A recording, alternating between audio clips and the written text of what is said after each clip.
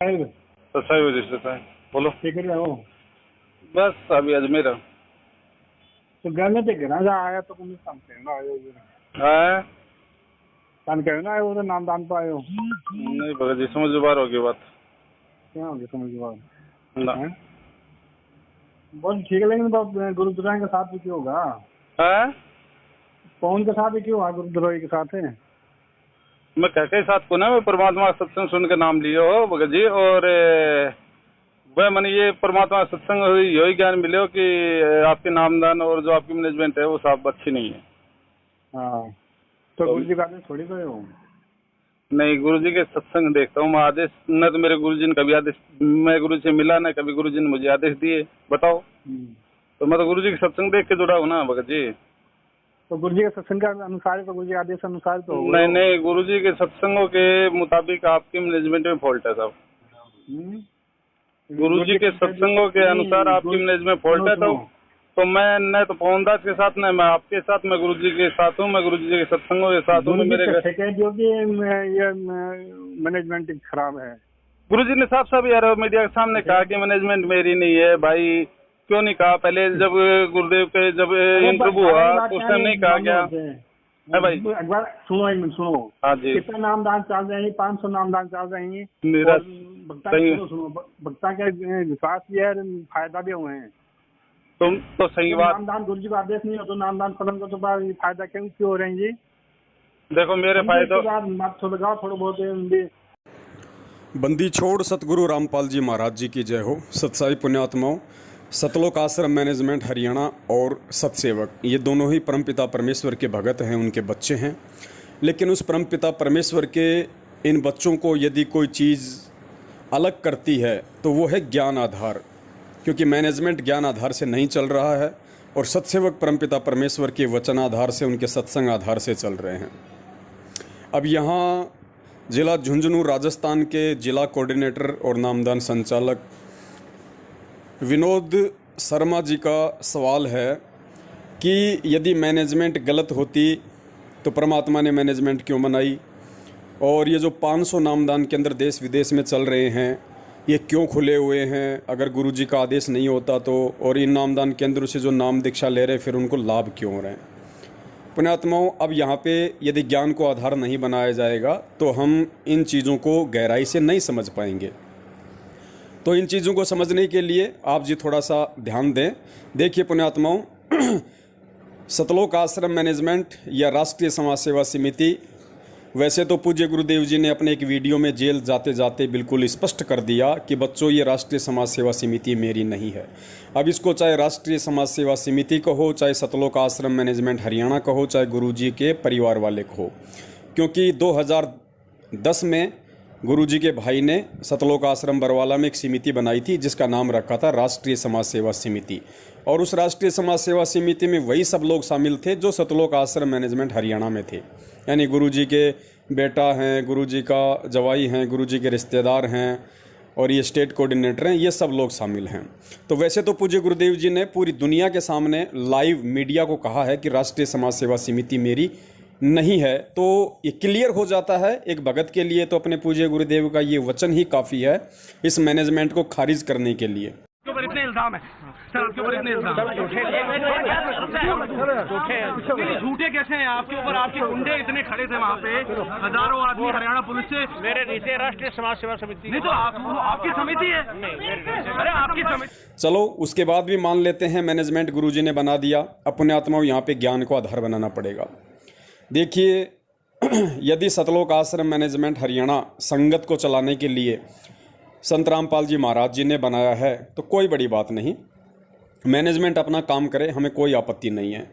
ठीक इसी प्रकार 21 ब्रह्मांड चलाने के लिए ये काल भगवान और उसका मैनेजमेंट भी तो गुरु जी ने ही बनाया है। काल भगवान की उत्पत्ति भी पूज्य गुरुदेव जी ने की, दुर्गा की उत्पत्ति भी पूज्य गुरुदेव जी ने की, और इन दोनों की उत्पत्ति करने के बाद में इन दोनों ने फिर ब्रह्मा विष्णु महेश की देवी देवताओं की उत्पत्ति की अपना साम्राज्य चलाने के लिए। तो मान लीजिए परमपिता परमेश्वर ने महेंद्र भगोड़े को निमित्त बना दिया कि भैया आप ये जो है संगत को आप डील करो, मैं तो जेल में बैठा हूँ, बाहर तुम संगत को चलाओ। तो ठीक है, मान लेते हैं आप लोगों की बात, सतलोक आश्रम मैनेजमेंट वालों की कि सतलोक आश्रम मैनेजमेंट हरियाणा गुरुजी ने बनाया है। ठीक है, गुरुजी ने महेंद्र को निमित्त बना दिया या गुरुजी की बेटी को निमित्त बना दिया। उसके बाद इन लोगों ने जगह जगह नामदान केंद्र खोल दिए या अपने एजेंट बैठा दिए गांव-गांव में संगत को लूटने के लिए। अब एक बात बताइए भगत जी, अब हम आंख बंद करके सतलोक आश्रम मैनेजमेंट हरियाणा की बातें क्यों माने? आंख बंद करके हम पूज्य गुरुदेव जी के ज्ञान को आधार ना बना के उनके हर एक आदेश की पालना क्यों करें? अगर ऐसे ही आंख बंद करके और ये सोच के कि मैनेजमेंट गुरुजी का बनाया हुआ है, यदि हमें आंख बंद करके पालना यदि हमें करनी है, तो फिर ये ज्ञान का मतलब क्या रह जाएगा? जो पूज्य गुरुदेव जी ने हमें जो सत्संग दिए हैं उनका मतलब क्या रह जाएगा? फिर तो भैया जो 21 ब्रह्मांड का संचालन करने के लिए जो परमपिता परमेश्वर उसी गुरुदेव ने काल भगवान और दुर्गा को बनाया है, जो कि 21 ब्रह्मांड चला रहे हैं, पूरा मैनेजमेंट संभाल रहे हैं 21 ब्रह्मांड का, तो फिर तो हमें काल भगवान के भी सारे आदेश मानने चाहिए। काल भगवान ने जो गीता जी में कहा है हमें वो सारे आदेश इसके फॉलो करने चाहिए। फिर तो हमें सब कुछ मानना चाहिए, क्योंकि काल भगवान को भी गुरुजी ने बनाया है। भाई काल भगवान का मैनेजमेंट भी तो परमात्मा ने बनाया है, तो फिर तो हमें काल भगवान की भी सारी बातें माननी चाहिए। तो यहाँ पे ज्ञान को आधार बनाने की आवश्यकता है। सारी सृष्टि उस परमात्मा ने ही बनाई है, लेकिन परमात्मा ने आके हमें ये भी ज्ञान दे दिया है कि बच्चों आपने मेरे ज्ञान अनुसार, मेरे वचन अनुसार, मेरे सत्संगों के अनुसार किस चीज़ को आपने ग्रहण करना है और किस चीज़ को आपने छोड़ना है।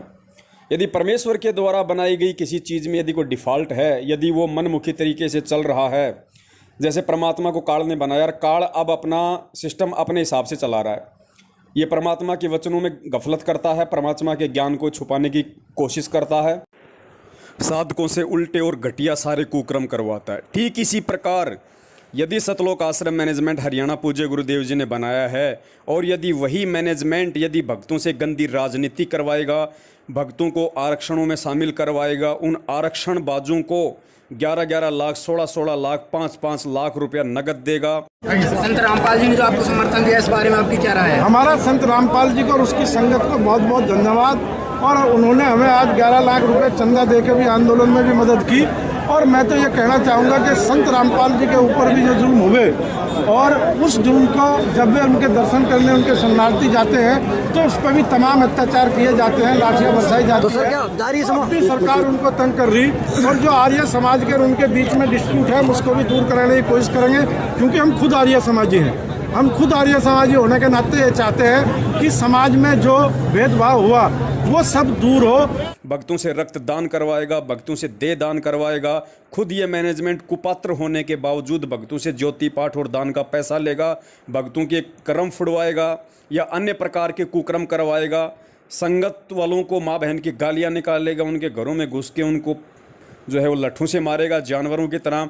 तो भैया इस मैनेजमेंट का गुरुदेव के बनाए जाने के बावजूद भी 101% विरोध किया जाएगा। ज्ञान आधार से इसको खारिज किया जाएगा, इसके आदेश मान्य नहीं होंगे।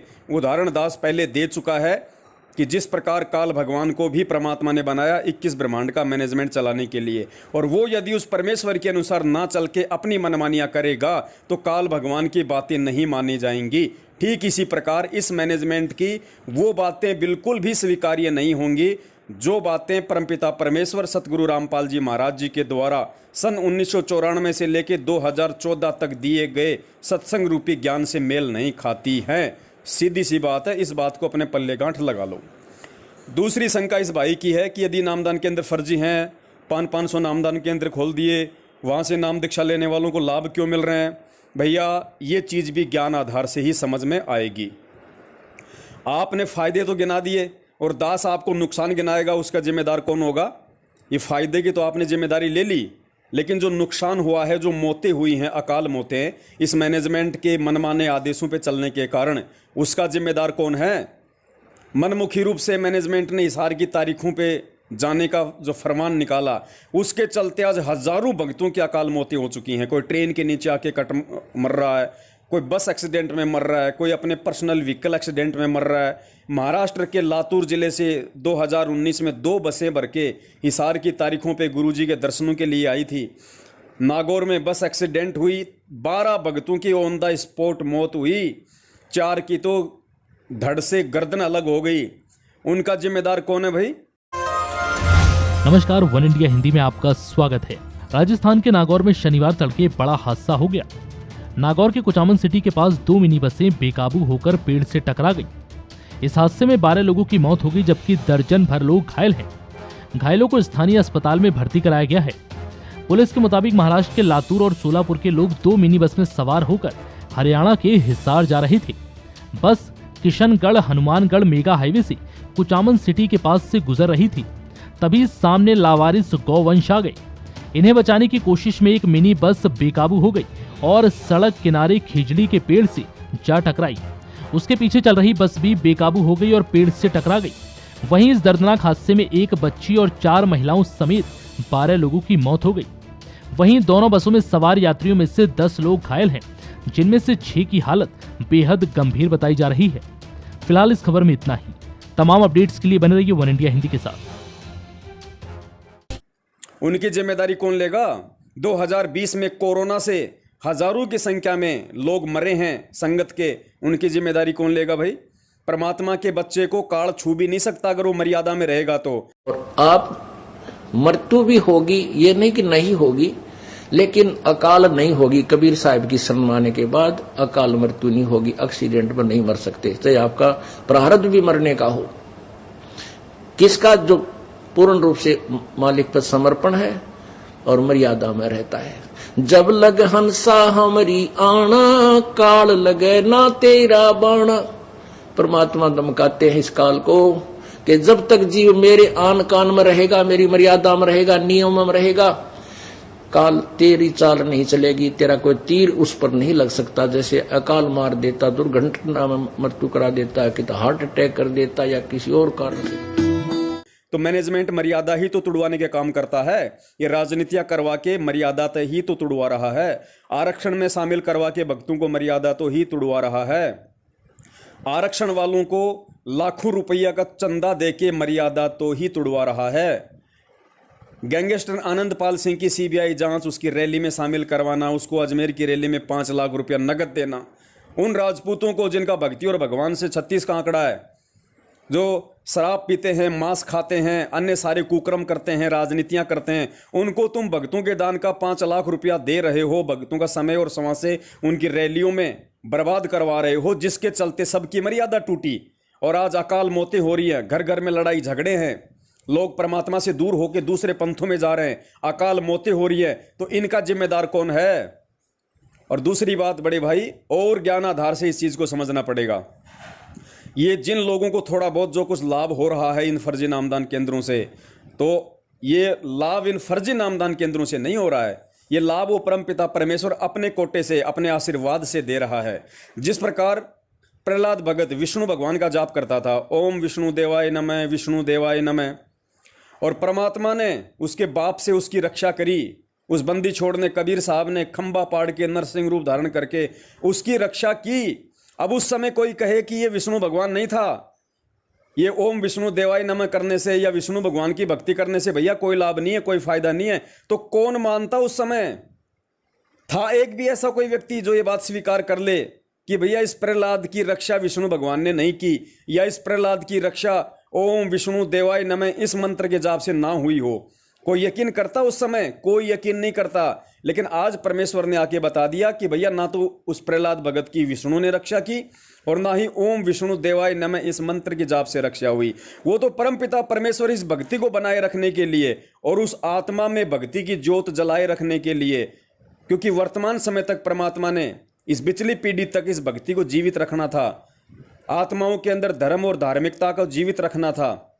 इसलिए उस परमात्मा ने अपने कोटे से जा जाके उन आत्माओं को लाभ दिया।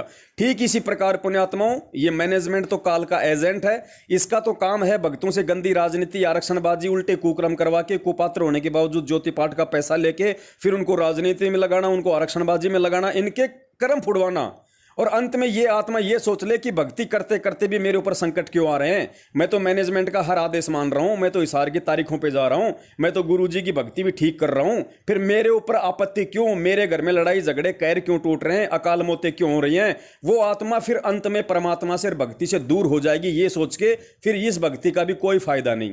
तो ऐसी स्थिति ना पैदा हो, इसके लिए वो परमपिता परमेश्वर हिसार जेल में बैठा हुआ इन फर्जी नामदान केंद्रों से नाम दीक्षा लेने के बावजूद भी उस भगत की अपने कोटे से सहायता करता है, सिर्फ इसलिए कि इस आत्मा के अंदर मेरी भक्ति के प्रति ज्योत जलती रहे।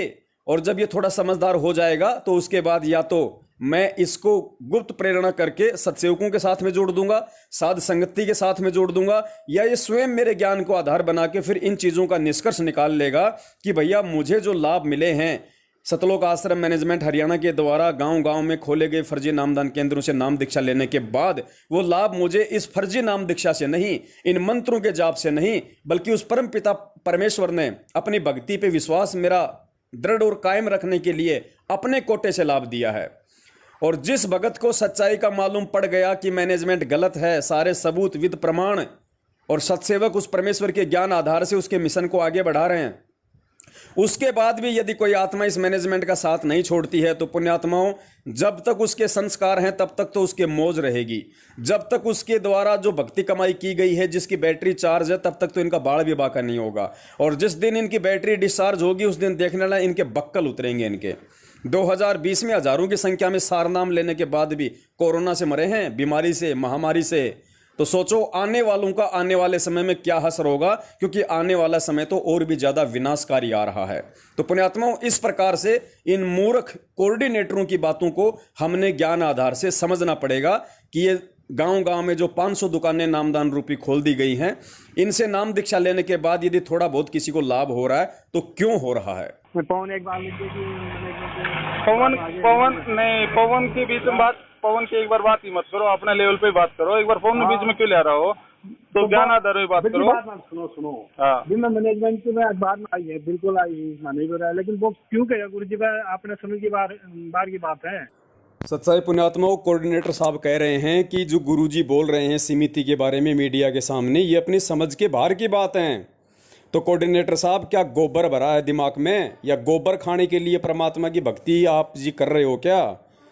क्यों ली आपने इस परम संत की शरण, इस तत्वदर्शी संत की शरण, जब आपको उसके सत्संग ही समझ में नहीं आ रहे, आपको अपने गुरु के वचन ही समझ में नहीं आ रहे, तो भक्ति फिर क्यों कर रहे हो भैया? अब आप अपने बच्चे को स्कूल में भेजा होगा आपने, और बच्चा ये कहे कि गुरु कि पिताजी मुझे तो इस मास्टर के कोई शब्द समझ में नहीं आ रहे, मुझे तो ये टीचर जो पढ़ा रहा है, जो बता रहा है, कुछ समझ में नहीं आ रहा।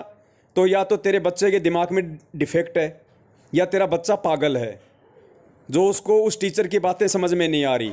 ये बातें समझाने के लिए तो स्कूल में भेजा जाता है। तो गुरुजी ने जो सत्संग किए हैं, तो गुरुजी ने सत्संग अपनी बातें समझाने के लिए तो किए हैं, ताकि मेरे बच्चे मेरे विचारों को समझें, मेरे मिशन से परिचित हों, मेरे विचारों से परिचित हों, और इस सतभक्ति में मेरा सहयोग करें, पाखंड और अज्ञान से स्वयं भी बाहर निकलें और दुनिया वालों को निकालने में भी मेरा सहयोग करें। और तुम कह रहे हो कि गुरुजी की बातों को हम नहीं समझ सकते, तो दिमाग में गोबर भरा भाई तेरे, सत्सेवकों के नहीं भरा है। सत साहेब या समझो देखो, मेरी समझ में जितनी मेरी समझ में आई है, अपनी समझ बार क्यों है, भगवान दिमाग दिया है, मेरी जितनी समझ में आई है तो बिना सही से काम दोगे। गुरु जी सत्संग सुनो, सगला गुरु जी का ऑडियो भी आया नहीं और लेटर भी आया नहीं, मैनेजमेंट के कलेक्शन कह रहा है। मैं भगत जी गुरु जी का ऑडियो मानू, न मैं गुरु जी का लेटर मानू, मैं सिर्फ गुरु जी का सत्संग देख के जुड़े हो। तो सत्संग में कटे कह रखे होगे जी, और सत्संग के मुताबिक आपके मैनेजमेंट सारे उल्टे काम कर रही है भाई साहब। तो मैं मेरे घर पे बैठ कर आराम से जैसी मालिक दे रहा है, जैसी भक्ति कर रहा हूँ भाई साहब। न मेरे को आपसे कोई द्वेष है, न कोई आपसे प्रेम है। आप अपना कर्म करो, आप अपने कर्म करते रहो, मैं मेरा कर रहा हूँ। ना अगर लाइन छोड़ो दे गुरु जी के बताए अनुसार नहीं, रोज आप प्रेम के ठहरी हो। नहीं, मुझे तुमसे द्वेष भी नहीं है, प्रेम भी नहीं है। मेरे मालिक ने मुझे सत्संग दिए, घर पे दिए, और घर पे सारा काम हुआ। तो आज कोई परमात्मा दूर थोड़ी है मेरे से। समझ के अनुसार ही काम होगा।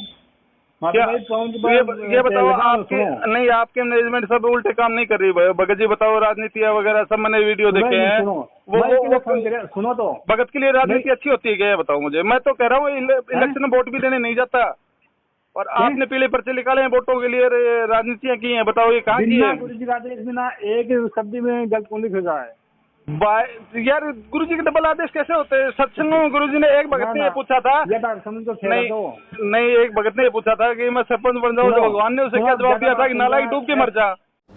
जिसने सतलोक जाना है, ये धारणा बनानी पड़ेगी। आराम एक भगत आने बोले जी गांव में सरपंच बनाओ है मैंने, मैं कुआं पड़ जा किता है सरपंच बने रख तेरा गजब ये रोज ज्ञान सुनावा थरे ते रख फूट के बाद और 10 साल नाम लिए नो लिए क्यों घर में सुख हो गया।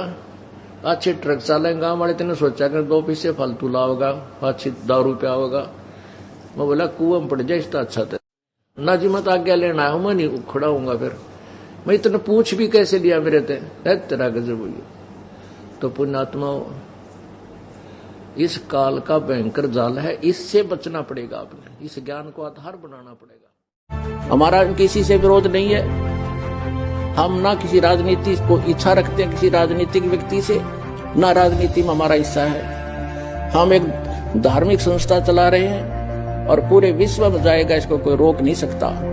फोन पे ज्यादा बात सुनो। हाँ। ये जो फोन के लगाए ना जना मैसेज मैं देखो फेसबुक में लगा रखे है। एक मिनट बात यह है कि मैं पहले भी परमात्मा पत्थर पूजता था तो ही 1.25 रुपए का प्रसाद यानी कि डेली मेरे घर पे भोग लगता था हर मंगलवार को। तो आज तो मैं उस मालिक के साथ जुड़ा हूँ, क्या उसके भोग नहीं लगाऊंगा? तो गुरु जी का आदेश के देवो भोग लगाना और जी देखो मैं कोई पाठ वो नहीं करवा रहा हूँ भाई। मैं परमात्मा के जो भी 5 हमारे घर के हैं सदस्य हैं, क्या परमात्मा के भोग लगा के भंडारा नहीं कर सकते क्या? बस मनोज जी से क्यों करो भंडारा करो, गुरु जी का आदेश है को नहीं, बिल्कुल को नहीं। एक पुराने समय में जब हमारे पूर्वजों के पुण्य अच्छे होते थे, जब कभी कोई वर्षा ना होती थी, गांव के लोग इकट्ठे होते थे और एक सामूहिक भंडारा करते थे, कलेक्शन करके सब तय, और मीठे चौड़ बनाया करते और आप बना के आप खाया करते, बैठ कर भगवान तरस कराया करते। न्यों क्या करते, धर्म कर दिया, राम बरसेगा, और वो वर्षा हो जाया करती थी। अपने आत्मा एक मीठे चौड़ों तो जो वर्षा हो जाया करती है, तो यहाँ तो अमृत बरसा देगा भगवान की, इतना गजब का भंडारा हो रहा है।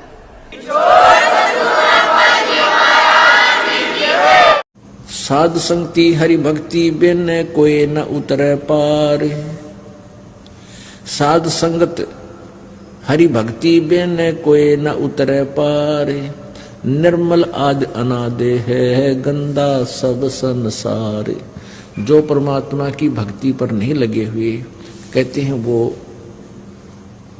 वो पार नहीं हो सकते, वो यही काल के जाल में रह जाएंगे। गुरु जी ने कहा मना किया सत्संग में भाई कोई भंडारा मत करो, आदमी को भूखे लट मार कर दो, कहाँ भी बात हुई है भाई? गुरु जी को नाम लो ना, जब कहे जाके गुरु जी के आदेश के अनुसार चलो कि पाठ नहीं करना कर रहा है। तो गुरु जी ने तो मुझे सत्संग में गुरु जी मेरे देखो गुरु जी के सामने में मिला नहीं, गुरु जी का बनाया सब नियम समझ गया। और नहीं मानो तो जबरदस्त क्या है को नहीं, देखो मेरी चक्कर नहीं उतारो, समझ की बात है। मैं समझाने मैं कह के भी चक्कर में नहीं हूँ, मैं सच्चाई का चक्कर में होगा जी। ये तारा बहन है, तारी समझ आओ, कोई इलाज बनता होगा, ठीक है, सच्चाई होगा जी, तारा बहन है, कोई दिक्कत नहीं है।